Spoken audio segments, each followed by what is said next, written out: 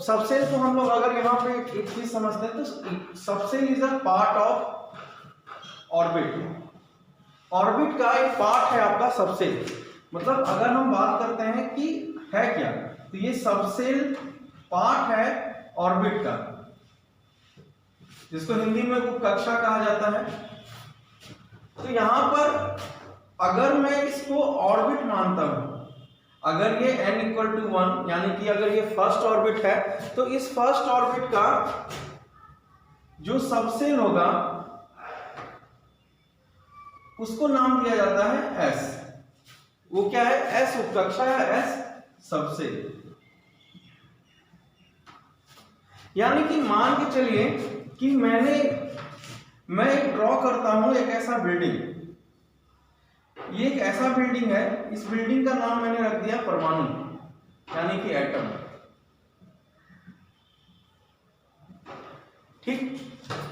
अब अगर मैं यहां पर बात करता हूं तो ये है उसका फर्स्ट फ्लोर, मतलब ग्राउंड फ्लोर। इसको मैंने N1 कहा, मतलब ये हो गया फर्स्ट ऑर्बिट। और इस फर्स्ट ऑर्बिट में हम लोग जानते हैं कि इसमें 2 इलेक्ट्रॉन ही रह सकते हैं, तो इसका अपना एक एनर्जी एसोसिएशन लेवल होता है, इसको हम लोग E1 कहते हैं।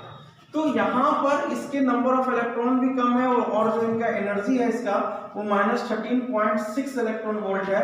और इसकी एनर्जी की वैल्यू भी अदर ऑर्बिट के वैल्यू से क्या होती है? लेस देन होती है, कम होती है। यहाँ पर इसका एक ही सबसेल कहा जाता है, इसको एक ही पार्ट में डिवाइड किया गया जिसको हम लोग एस सबसेल कहते हैं। और इसका मेन डिस्क्रिप्शन हमको मिलता है क्वांटम मैकेनिकल मॉडल में। क्वांटम मैकेनिकल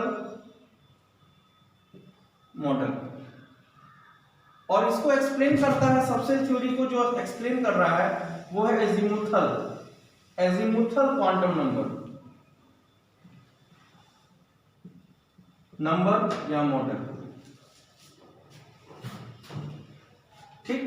तो यहां पर हमने ये माना कि फर्स्ट ऑर्बिट को जो डिवाइड किया गया वो एक ही सबसेल में डिवाइड किया गया। उसी तरीके से सेकेंड ऑर्बिट, ये है N2 आपका। अब ये मान के चलिए कि हम ये सेकेंड फ्लोर पर है, इसका भी अपना एक एनर्जी लेवल है जिसका वैल्यू है -3.4 इलेक्ट्रॉन वोल्ट। अब यहाँ पर ये जो सेकेंड फ्लोर है, अब ये सेकेंड फ्लोर यानी कि सेकेंड ऑर्बिट, इस बिल्डिंग का जो सेकेंड ऑर्बिट है यानी सेकेंड फ्लोर है, इसमें बहुत अच्छी व्यवस्था है। यहाँ पे 2 कमरे बनाए हुए हैं अलग अलग, और एक कमरे को 1s कहा जा रहा है, दूसरे को p कहा जा रहा है। और जो फर्स्ट ऑर्बिट में था उसको s, यानी कि ये 1s हो गया और ये 2s हो गया और 2p हो गया। ठीक है। अब एजीमुथल क्वांटम नंबर को हम लोग L से डिनोट कर रहे हैं। किससे डिनोट कर रहे हैं? L से। अगर L का वैल्यू को अगर हम 0 रखते हैं तो उस L के वैल्यू के लिए, उस L का वैल्यू अगर 0 है तो उसके लिए हम लोग एक नंबर, उसको बोलते हैं S सबसेल। उसका अगर L का वैल्यू 1 रखेंगे तो ये हो जाएगा आपका P सबसेल। क्योंकि हम लोगों ने ये चीज डिसाइड किया है कि हम लोग अपना एक नंबर जनरेट करेंगे, जिस सिर्फ नंबर के बताने पर ही हमें ये पता चल जाएगा वो कौन सा सबसेल है। L = 2 रखते हैं तो वो D सबसेल होगा,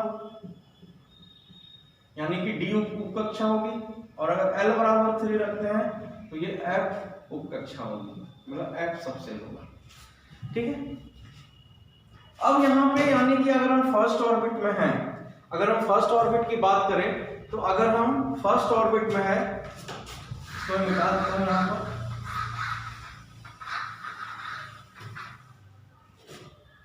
अगर हम फर्स्ट ऑर्बिट में हैं यानी कि इसमें एक ही उपकक्षा है और उसका वैल्यू क्या दिया हुआ है? L = 0, यानी कि हम कहेंगे इसमें S सबसेल है, सिर्फ S उपकक्षा। हम सेकेंड ऑर्बिट में आ गए यानी कि सेकेंड फ्लोर पर आ गए हैं, और यहाँ पर n = 2 रखते हैं तो L का वैल्यू हम कहेंगे यहाँ क्या है? 0 भी है और 1, यानी कि 0 के लिए S और 1 के लिए P। हम सेकेंड ऑर्बिट में हैं इसलिए ये 2s और 2p हो जाएगा। और आगे बढ़ते हैं तो हम आ जाते हैं थर्ड फ्लोर पे।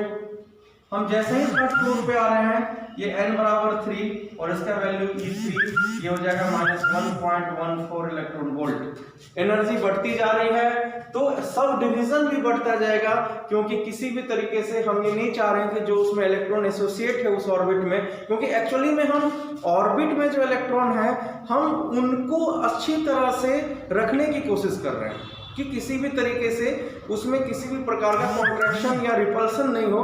वो हम लोग जब आगे बढ़ते जाएंगे, लास्ट में स्पिन क्वांटम नंबर तक पहुंचेंगे तो वहां वो पूरी तरह से खुल जाएगा कि एक्चुअली में हम ऐसा क्यों कर रहे थे।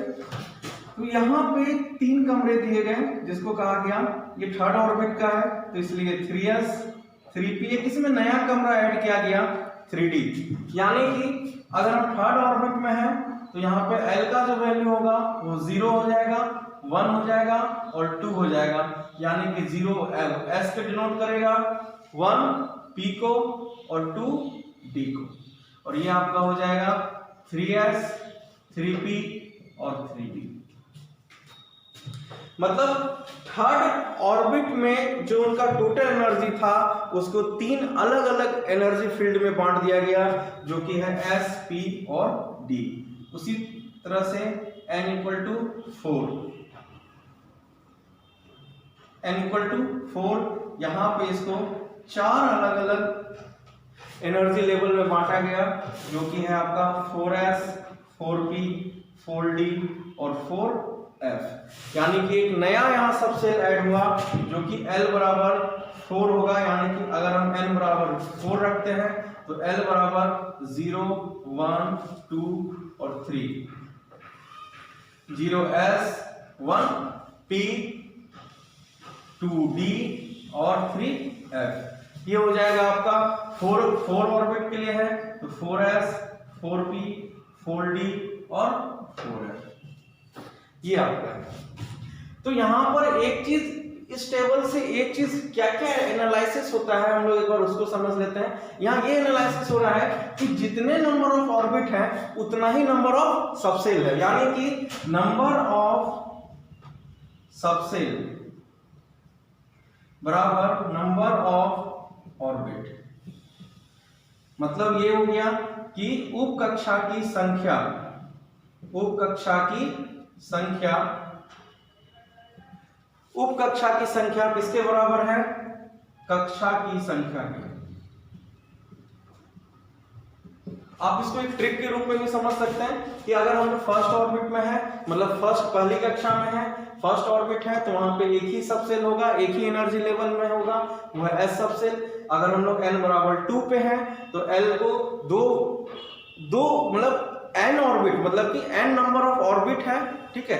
जैसे n = 2 लिया मैंने, मतलब सेकेंड ऑर्बिट में जितने नंबर ऑफ सेकेंड ऑर्बिट में जो उसका एनर्जी लेवल होगा उसको अलग अलग 2 एनर्जी लेवल में सेपरेट कर दिया गया। और हाँ, टोटल नंबर ऑफ इलेक्ट्रॉन जो किसी ऑर्बिट में एसोसिएट होता है उसकी जो एनर्जी होती है वही ऑर्बिट की भी एनर्जी है। यानी कि अगर हम सबसेल की एनर्जी की बात करें तो एस सबसेल में जो जितने नंबर ऑफ इलेक्ट्रॉन होंगे उसकी एनर्जी उसी से एसोसिएट होती है, मतलब उसी से बनती है, या कह सकते हैं कि उतने ही एनर्जी में उतना ही इलेक्ट्रॉन रख सकता है।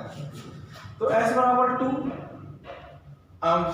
0 को s से डिनोट कर रहे हैं, 1 को p से, तो ये हम सेकेंड ऑर्बिट के लिए है तो 2s और 2p हो जाएगा। थर्ड ऑर्बिट है, मतलब कि नंबर ऑफ सबसेल 3 होंगे। 3 कौन कौन से हैं? तो इसके लिए l का वैल्यू 0 1 और 2, एक हो गया आपका s, एक हो गया 1 के लिए p और 2 के लिए d। ये थर्ड ऑर्बिट के लिए है तो हो जाएगा 3s 3p और 3d। उसी तरह से n = 4 के लिए l का वैल्यू 0 1 2 और 3, मतलब 4s 4p 4d और 4f। अब यहाँ पे एक चीज ये समझने वाली, एक यहाँ फैक्ट बात ये है कि यहाँ पे आपका d ऑर्बिट तभी आएगा जब तक आपके सारे ऑर्बिटल्स या सारे सबसेल उधर से भरते हुए नहीं आ जाए। अब इसमें ये है, उसी तरह से f आएगा, मतलब जब तक आपका d नहीं आ जाता तब तक आपका f सबसेल नहीं आएगा। अब कितने नंबर ऑफ सबसेल, कितने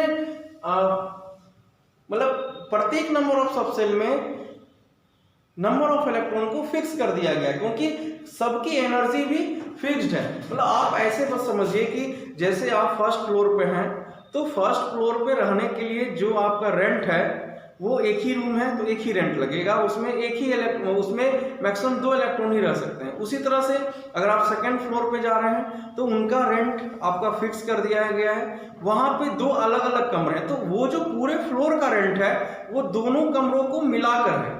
उसी तरह से उस पूरे ऑर्बिट का जो एनर्जी है सेकेंड ऑर्बिट का, वो पूरे सेकेंड ऑर्बिट का जो एनर्जी है उसमें जो सबसेल हैं उन दोनों की एनर्जी को मिला के है। इसीलिए टोटल नंबर ऑफ इलेक्ट्रॉन जितने ऑर्बिट में है उसी हिसाब से उनको डिस्ट्रीब्यूट किया गया है उन दोनों सबसेलों में भी। उसी प्रकार से थर्ड ऑर्बिट में है, थर्ड ऑर्बिट की जितनी टोटल एनर्जी है वो 3 अलग अलग सबसेल में डिवाइड कर दिया गया है और प्रत्येक सबसेल में इलेक्ट्रॉन के जो नंबर हैं वो भी फिक्स कर दिए गए हैं, वो मैक्सिमम वैल्यू उनकी फिक्स है। तो वो मैक्सिमम वैल्यू क्या है हम लोग उसको समझते हैं। तो हम लोग इसको आगे और फॉर्मूला पे भी देखेंगे। फिलहाल के लिए एस सबसेल में 2 मैक्सिमम इलेक्ट्रॉन रह सकते हैं, पी में 6 इलेक्ट्रॉन मैक्सिमम रहते हैं। ये मैं मैक्सिमम इलेक्ट्रॉन की बात कर रहा हूं, इससे मिनिमम भी रह सकते हैं। डी में 10 इलेक्ट्रॉन रहते हैं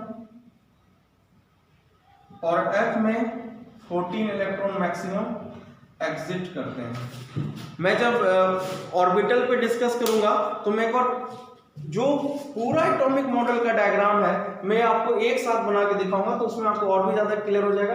फिलहाल आप यहाँ पे ये समझिए सबसेल क्या है, total energy of orbit divided into a subshell. मतलब टोटल एनर्जी है जितना उस ऑर्बिट का उसको अलग अलग छोटे छोटे टुकड़ों में डिवाइड कर दिया गया है, उसी को हम लोग सबसेल कहते हैं। और जिस प्रकार से टोटल नंबर ऑफ इलेक्ट्रॉन की एनर्जी के जो कारण हम कह सकते हैं एसोसिएशन के कारण उस ऑर्बिट की एनर्जी होती है, उसी तरह से प्रत्येक सबसेल की जो एनर्जी होगी उसमें जितने नंबर ऑफ इलेक्ट्रॉन एसोसिएट होते हैं रहते हैं उसकी टोटल एनर्जी के बराबर होगी। इसीलिए अगर मान लीजिए कि फर्स्ट ऑर्बिट में अगर आपके 2 इलेक्ट्रॉन रहते हैं, ये हमको पता है कि फर्स्ट ऑर्बिट में 2 इलेक्ट्रॉन रहते हैं, तो फर्स्ट ऑर्बिट में 2 ही सबसेल है, फर्स्ट ऑर्बिट में एक ही सबसेल है, तो वहां पे सिर्फ 2 ही इलेक्ट्रॉन एसोसिएट करेंगे।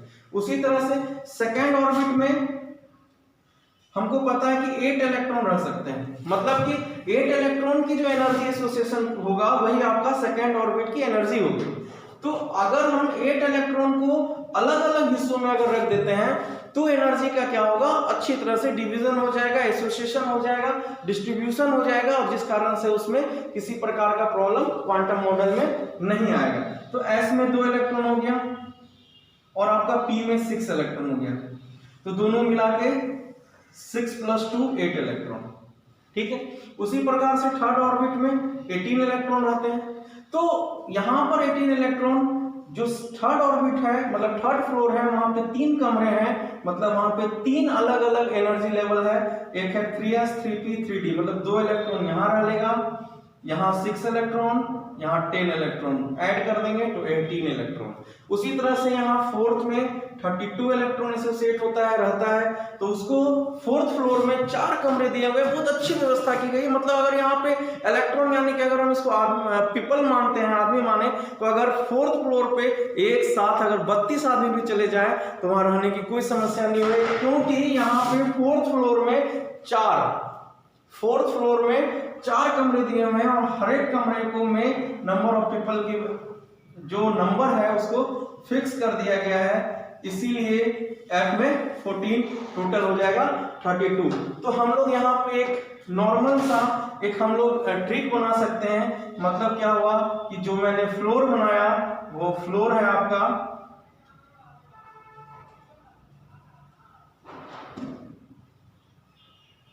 मैंने जो फ्लोर बनाया उसको आप लोग एटम के ऑर्बिट से मान लीजिए, और जो मैंने रूम बनाया है वो आपका सबसेल हो गया, सब ऑर्बिट हो गया, उपकक्षा हो गई, ठीक है। ये हो गई कक्षा, ये हो गई उपकक्षा, और उसमें जो इलेक्ट्रॉन एसोसिएट हुआ है वो इलेक्ट्रॉन है आपका पीपल यानी कि आदमी, जो भी आदमी उसमें जितने भी नंबर में जा रहा है। यहाँ अच्छी व्यवस्था का होटल है ये, और जो उसकी एनर्जी है वो उस एनर्जी को आप मतलब जो भी उसका रेंट है उसको आप उसकी एनर्जी से एनालॉग कर सकते हैं, उसकी एनर्जी से मान सकते हैं। और ये जो परमाणु है ये परमाणु नाम का होटल है। ठीक है, मतलब हमने एक परमाणु नाम का होटल बनाया, उस होटल को अलग अलग 4 फ्लोर में बांट दिया, यानी कि 4 ऑर्बिट में बांट दिया, और प्रत्येक ऑर्बिट में जो उसकी जो कुल वैल्यू थी या उसका जो टोटल एनर्जी था उसको हमने अलग अलग एनर्जी लेवल में बांट दिया। ठीक है, और उसके बाद हर एक फ्लोर में अलग अलग कमरे बनाए गए और हर एक कमरे में रहने के लिए नंबर ऑफ पीपल को फिक्स कर दिया गया कि इससे मैक्सिमम आदमी उस कमरे में नहीं रह सकता है, जिससे होटल बहुत अच्छे से चले। उसी तरह से 3rd फ्लोर में 3 कमरे बनाए गए, यानी कि 3 अलग अलग सबसेल बनाया गया SP, D, और 4th में 4 कमरे बनाए गए जिसको SPDF कहा गया, और उसमें नंबर ऑफ इलेक्ट्रॉन की वैल्यू को फिक्स कर दिया गया। हम बस ये कर रहे हैं कि नंबर ऑफ इलेक्ट्रॉन जो ऑर्बिट में है उसको बहुत ही अच्छे तरीके से हम लोग सजा रहे हैं अंदर में। इसी को हम लोग आगे चल के अफवाहों ने बहुत अच्छे तरीके से कहा, ये आपका बढ़ता हुआ एनर्जी का ऑर्डर होता है। ये एनर्जी बढ़ रही है नीचे से ऊपर की तरफ, इसको बहुत अच्छे तरीके से खूबसूरती से अफवाह नाम के एक साइंटिस्ट थे उन्होंने सजाया था, और इसी को बाद में इलेक्ट्रॉनिक कॉन्फ़िगरेशन के भी नाम से जाना जाता है। इसको हम लोग नेक्स्ट क्लास में पढ़ेंगे। और जो इसके बाद का टॉपिक है वो है आपका ऑर्बिट, और ऑर्बिट में बहुत सारे बच्चों को कंफ्यूजन रहता है कि आखिर ऑर्बिट है क्या, तो इसको हम लोग नेक्स्ट वीडियो में देखते हैं। और मैं सत्यम सर, और मैं सत्यम कंसेप्ट क्लासेस में केमिस्ट्री का टीचर हूँ। आप लोग मेरे साथ जुड़ सकते हैं, इसको सब्सक्राइब कर लीजिएगा। फेसबुक पर आप मेरे साथ आ सकते हैं, सत्यम कंसेप्ट क्लासेस के नाम से ही ID है, और आप मुझे व्हाट्सएप भी कर सकते हैं। Thank you.